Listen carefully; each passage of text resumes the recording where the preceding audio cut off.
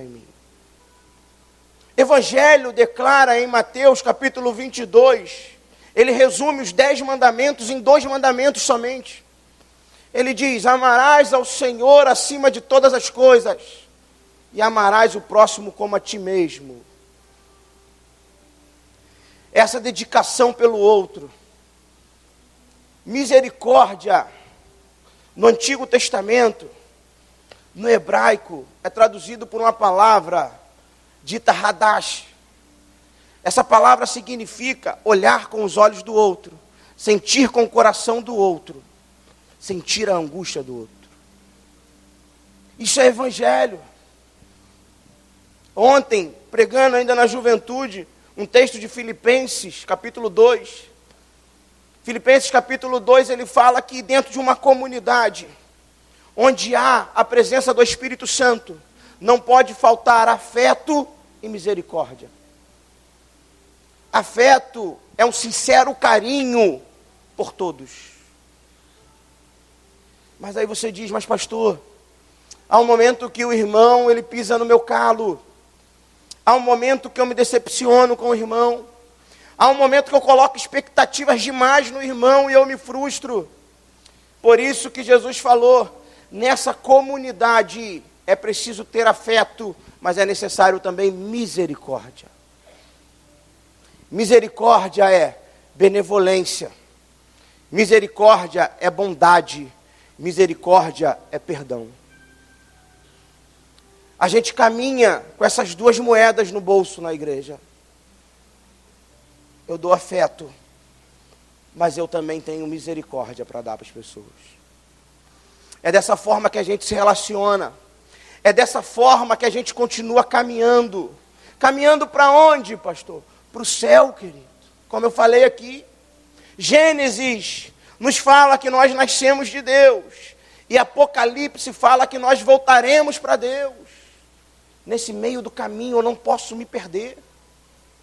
No meio do caminho haverão dificuldades, problemas, lutas. Haverão ventos contrários. Mas eu já sei qual é o final da caminhada. Eu vou até o final, eu não vou parar, eu não vou retroceder. Salmo 139, versículo 24, Davi, ele diz: Senhor, vê se há algum caminho mau em mim e guia-me pelo caminho eterno. Ele está falando: eu não quero parar, Senhor. Eu quero saber se há alguma coisa errada, mas eu não quero parar. Porque eu sei que não há outro caminho. É quando a gente compreende João 14,6, eu sou o caminho, a verdade e a vida. Só há esse caminho, só há uma verdade, só há uma vida. Quando eu começo a compreender isso, a tomar isso para a minha mente, eu começo a viver por um ideal e não para o meu ideal. Eu começo a viver para o ideal de Deus para a minha vida. Por isso que Paulo se revoltava. Por isso que Paulo olhava para pessoas idólatras e ele não conseguia olhar para aquela situação e dizer: é desse jeito mesmo, deixa eles se perderem. Paulo sabia que Deus tinha chamado ele para aquilo. E nós precisamos compreender isso também. Que nós fomos chamados para anunciar a Cristo. Anunciar a Cristo para aqueles que assim o podem com palavras. Para aqueles que são tímidos com seu testemunho, com a sua entrega, com a sua retidão em princípios e valores. Eu não me corrompo. Eu não abro mão. Eu quero estar em Cristo e viver para Cristo. Mas para isso eu preciso entender que há vida fora de mim. Eu preciso entender que eu sou um sinaleiro, como a gente cantou aqui no louvor, como um farol. Eu sou aquele que mostra o caminho. O farol é aquele que quando o barco está à deriva, no meio do mar, o farol acende e o barco se orienta e encontra o caminho. A sua vida precisa ser esse farol em meio a uma sociedade que anda em trevas. A gente olha para a sociedade e vê uma sociedade decaída moralmente, mas a igreja é a reserva de moral dessa sociedade. O nível de moralidade está baixo na sociedade, mas na igreja está alto. Falta fidelidade do lado de fora, mas na igreja há fidelidade. No lado de fora, há casamentos dando errado, há casamentos falindo, mas dentro da igreja há casamentos completando bodas de prata, bodas de ouro. É uma igreja que luta para estar viva, é uma igreja que sabe a sua origem e sabe para onde ela vai. É uma igreja que não perde a esperança em Deus. É uma igreja que vive uma vida fora dela. É uma igreja que entende que dentro desse bairro precisa fazer a diferença. Quando o apóstolo Paulo manda a carta 1 Tessalonicenses, ele faz uma ressalva para a igreja em Tessalônica. Ele diz: louvo a Deus pela vida dessa igreja, porque a palavra que eu preguei nessa igreja repercute por toda Tessalônica. A palavra, ela não fica nas quatro paredes. A palavra ecoa. A palavra invade as ruas da direita, as ruas da esquerda, os condomínios, os pontos de ônibus. A palavra repercute. A palavra vai longe. Por que a palavra vai longe? Porque ela está no teu coração. E estando alojada no coração, ela sai pelos lábios. Ela abençoa. Ela gera vida. Ela gera transformação. Mas qual é o nosso ideal? Atos 17 fala de ideal. Paulo tinha um ideal de fazer com que pessoas encontrassem Cristo e vivessem para Cristo. Qual é o meu ideal? O meu ideal é acordar pela manhã, fazer as minhas atividades e pronto. Ou o meu ideal também é anunciar Cristo com a minha vida, com a minha família, com o que eu faço, com o que eu realizo.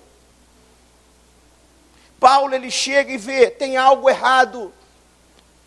E se tem algo errado, eu preciso contribuir para mudar. O cristão, ele precisa se incomodar com isso. O cristão não pode olhar para algo errado e falar, é desse jeito mesmo. O cristão precisa se incomodar com isso. Mas o incomodar não pode gerar ações desordenadas. O incomodar é necessário de uma direção de Deus para mudar aquela situação. E foi assim que o apóstolo Paulo fez. Ele chega na cidade em Atenas e ele começa a pregar Jesus e a ressurreição. E esse é o motivo pelo qual nós estamos aqui. Nós não estamos aqui meramente porque Deus é bom. Porque em alguns momentos nós perguntamos para os irmãos, por que você está aqui na igreja? Ah, porque aqui é o caminho, porque Deus é bom. Mas a gente precisa entender de forma mais profunda que nós, para nós estarmos aqui, foi necessário que Cristo morresse na cruz do Calvário. Foi necessário que Ele derramasse todo o sangue dele. Foi necessário que Ele se fizesse maldição por nós. Foi necessário que Ele passasse por todo um trajeto de dificuldade. Mas não foi só isso. Diz lá o texto, que ao terceiro dia Ele ressuscitou. E quando Ele ressuscita, Mateus 28 declara que todo o poder foi dado nas mãos do Senhor. E é essa palavra que está em nossos lábios. A palavra que Cristo se entregou por nós, que ressuscitou ao terceiro dia, e que por isso o pecado não tem mais influência. E que por isso hoje a gente vive em novidade de vida. A gente não vive em novidade de vida, porque na última semana o Senhor me deu uma bênção, abriu a porta de emprego, dobrou o meu salário, me deu um carro, me deu uma casa própria. Ainda que isso me deixa feliz, mas no mundo espiritual eu venço, eu avanço. Por quê? Porque Cristo morreu na cruz do Calvário, ressuscitou ao terceiro dia e prometeu que vai voltar para buscar essa igreja. É isso que causa alegria acima de qualquer coisa. Eu não consigo ficar triste diante desse fato. Quando eu olho para alguns cenários da minha vida que podem tentar roubar a minha alegria e esperança. Mas quando eu lembro que Cristo morreu por mim, que ressuscitou ao terceiro dia e que vai voltar para buscar a minha vida, a alegria volta a invadir o meu coração. E é isso que nós precisamos pregar. É isso que nós precisamos colocar no coração das pessoas. O versículo 20 e 21 diz que Paulo pregava com tanto entusiasmo que toda a cidade só falava dele. Que toda a cidade só falava da pregação, da fala, daquela nova esperança, daquele evangelho. Versículo 20 diz assim: posto que nos traz aos ouvidos coisas estranhas. Vai ser estranho quando você falar para uma pessoa assim: ei, por que você está triste? A pessoa vai começar a falar um monte de coisa porque está triste. Ah, meu filho está na droga, meu casamento não está ruim, eu estou quase sendo mandado embora, eu vim hoje para o trabalho, o ônibus estava lotado, a minha quentinha está realmente fria, está ruim, hoje não trouxe nem carne porque não teve dinheiro para carne, e vai ser aquela lamúria, e daqui a pouco você está até chorando se você não guardar o teu coração.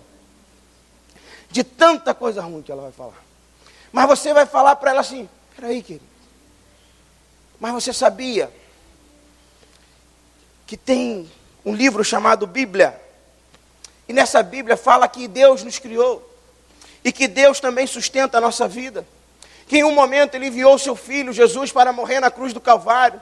Ele morreu para que hoje nós vivêssemos em novidade de vida. Que em João 10:10 diz que o diabo vem para matar, roubar e destruir. Mas Cristo veio para dar vida e vida em abundância. Esse Cristo, Ele pode trazer alegria à sua vida. Isso vai soar como estranho. Porque ela pensa em alegria como algo palpável. Ela pensa em alegria como algo que ela recebe e a faz ser feliz. Vai soar como algo estranho. Mas entenda, você está semeando. Quando você semeia, aquilo ali não dá fruto imediato, mas a semente foi lançada no coração. E nós não podemos perder a oportunidade de semear. E o Senhor nos oferece oportunidade todos os dias. Todos os dias. Não tem pessoa mais observada e vigiada no mundo do que o cristão. Você está sendo observado todo momento, toda hora. Você está no Big Brother a todo momento. Seja das pessoas que você conhece e também no mundo espiritual. E ele diz no versículo 20: posto que nos traz aos ouvidos coisas estranhas, queremos saber o que vem a ser isso. É estranho, mas causa curiosidade. Você vai falar a primeira vez, vai parecer estranho, mas a sua vida mostra que dá certo. Porque você vive de forma alegre, você vive de forma contagiante. Você vive expondo que Cristo é a razão da tua alegria. Então, mesmo que para ele seja estranho, ele vai olhar e ver: mas dá certo. Olha a vida de fulano. Olha a família de fulano. Eu preciso saber como é que é isso. E estimula a curiosidade. E daqui a pouco ele senta do teu lado. Ele só te procurava na hora do problema. Aí depois ele quer almoçar contigo. Ele quer ligar para a tua casa para perguntar. E sabe o que está acontecendo? É Deus já falando: olha, está fisgado, é só puxar a rede. Mas a gente precisa estar atento a isso. Versículo 21 ele diz: pois todos os de Atenas e os estrangeiros residentes de outra coisa não cuidavam senão dizer ou ouvir as últimas novidades. Em Atenas não tinha outra notícia. O Evangelho, o Evangelho, o Evangelho. E assim precisa ser aonde a gente passa. Onde a gente passa, a nossa vida tem que estar atrelada ao Evangelho. A nossa fala tem que estar atrelada à fala do Evangelho. A nossa atitude tem que estar atrelada às atitudes que se esperam de um Evangelho. Então, quando você chega, a pessoa já sabe. Está chegando a pessoa que tem caráter. Está chegando a pessoa que é íntegra. Está chegando a pessoa que encoraja. Está chegando a pessoa que tem um olhar diferente de todo mundo que está aqui nesse lugar. Porque a gente tem uma tendência de se moldar ao que já está sendo feito. Mas o cristão não é desse jeito. O cristão, ele tem um padrão do céu. E esse padrão do céu, ele acontece em qualquer lugar. Eu vivo o padrão do céu na igreja, eu vivo o padrão do céu em casa, eu vivo o padrão do céu na empresa, eu vivo o padrão do céu na hora da dificuldade, na hora da angústia. Na hora da angústia eu não começo a agir como o mundo age. Na hora da angústia eu continuo agindo no padrão do céu. Porque eu sei que o Todo-Poderoso nunca sai do controle da minha vida. O Todo-Poderoso, ele continua rigorosamente no controle da minha vida, em todo instante e em todo momento. Quando a gente lê o livro de Apocalipse, ele quer trazer essa realidade ao nosso coração. O livro de Apocalipse, ele quer dizer que no controle da história, o Todo-Poderoso sempre está sentado no trono. Ele não sai do trono da história da nossa vida. Ele está sempre a conduzir. Ele está sempre realizando o querer dele na nossa vida. E por isso que a gente não muda o ideal. Qual é o meu ideal? O meu ideal de vida é anunciar Cristo. E onde tem coisa errada, eu venho com o Evangelho e começo a mudar aquela realidade. O Senhor nos espera nessa perspectiva. A segunda coisa que o apóstolo Paulo ele faz aqui nesse texto, Paulo ele se insere na realidade da cidade. Eu não chego em um local querendo empurrar o evangelho de goela abaixo. Eu me insiro na realidade, no contexto que eu estou vivendo e observo a necessidade. E a partir da necessidade, eu ofereço o evangelho como fator de transformação e mudança. O evangelho ele tem poder de transformar, de mudar, de estabelecer algo novo. Versículo 23, o apóstolo Paulo diz assim: porque passando e observando. Na nossa vida, às vezes, é tão rápido o que a gente tem para fazer, que a gente passa correndo e não observa. O Senhor ele está nos dando já algumas pistas, como fazer, como realizar. Mas você está muito preocupado, muito agitado. E você não consegue ver qual é a melhor forma de agir, a melhor forma de fazer. Ele está dizendo aqui no versículo 23, porque passando e observando, para saber aonde que eu vou agir, aonde que está a necessidade, aonde você pode realmente ser importante ali, e ser relevante a sua fala. Porque discurso, querido, ele só tem valor quando você antes conquista o direito de ser ouvido. Há pessoas que falam, mas ela já perdeu o direito de ser ouvido. Pelas atitudes, pelas escolhas erradas, pelas decisões erradas feitas. Então eu preciso compreender o cenário que eu estou inserido. E no cenário que eu estou inserido, viver o ideal de Deus. Cumprir a missão de Deus. Diz aí o versículo 23 que Paulo sabia no que eles criam. Eles criam num Deus desconhecido. E nisso eles colocavam a sua disposição, a sua entrega, a sua caminhada. E a partir desse ponto que o apóstolo Paulo começa a pregar. No versículo 23 diz: porque passando e observando os objetos do vosso culto, encontrei também um altar no qual está escrito: ao Deus desconhecido. Pois esse que adorais sem conhecer é precisamente aquilo que eu vos anuncio. Ou seja, havia uma necessidade, mas eles não sabiam em que clamar. E o apóstolo Paulo fala: olha, vocês precisam clamar a Jesus, aquele que realizou o milagre pelas suas vidas. O apóstolo Paulo declara para eles: Deus é a fonte da qual vocês precisam beber. Mas antes de anunciar, nós precisamos viver essa verdade. Deus é a fonte. Porque em alguns momentos nós buscamos outras fontes. O desespero nos leva a isso. Deus é a fonte pela qual nós vivemos, nos movemos e existimos. Versículo 28. Acompanha aí comigo, diz assim o versículo: pois nele vivemos, nos movemos e existimos. Há uma plataforma, e eu só existo, eu só me movo, eu só vivo por essa plataforma que é Cristo. É isso que ele está dizendo. Ele é a fonte do meu viver, do meu mover e do meu existir. Se eu não beber dessa fonte, não tem como viver, não tem como me mover e não tem como existir. Por isso que na vida a gente vê pessoas que avançam 100 metros e glorificam, exaltam a Deus, dão cultos de ação de graça. Mas só que esse avançar 100 metros faz com que ele abandone a fonte. E ele pensa que vai continuar avançando.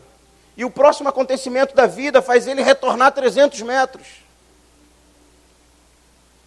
Porque ele ainda não entendeu que o mover, que o existir e o que viver é sobre a fonte que é Cristo. É sobre a base que é Cristo. O avançar depende dele. O viver depende dele. O existir depende dele. Por certo, há pessoas que você conhece, que respiram, que andam, que até te cumprimentam, mas é fato que não existe mais vida nela. Que ela não tem razão pela qual acordar todos os dias pela manhã. Que a vida é feita de murmuração. Que a vida é feita de lamento. Que a vida é feita de lamúria. Porque ainda não entendeu que a fonte do mover, do existir, está em Cristo. E aí eu compreendo isso. Mas eu compreendo isso e fico para mim, não. Isso é saber que a vida fora de você. Você entendeu? Eu aprendi que só existe vida, só existe movimento, só existe, eu só passo a existir sobre a fonte que é Cristo. Eu preciso levar isso para outras pessoas. Eu preciso levar essa compreensão para o meu parente, para o meu amigo, para o meu vizinho. Eu preciso compartilhar isso daqui. Nós somos uma comunidade que recebe, que celebra e que compartilha. Entendeu? Esse é o caminho nessa comunidade. Eu recebo de Deus, eu celebro e eu compartilho. A igreja é a comunidade que a gente recebe para não ficar com a gente. A gente recebe para compartilhar com o outro. E é isso que move a nossa vida. É isso que move a nossa caminhada com Deus. Precisamos entender que somos de Deus. E que devemos viver para Deus. Mas como que eu vivo para Deus? Cumprindo o chamado de Deus para a minha vida. O chamado de Deus para a minha vida é olhar o que está errado e mudar aquela realidade. É saber que eu sou um agente na mão de Deus transformador. Nós estamos diante de uma Bíblia que dá significado à nossa vida.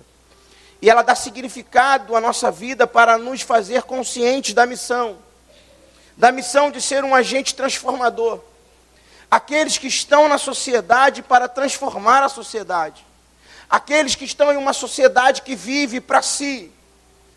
Mas que nós, por ter Cristo em nossas vidas, nós não vivemos para si, mas nós vivemos para o outro, porque entendemos que há uma vida fora de nós.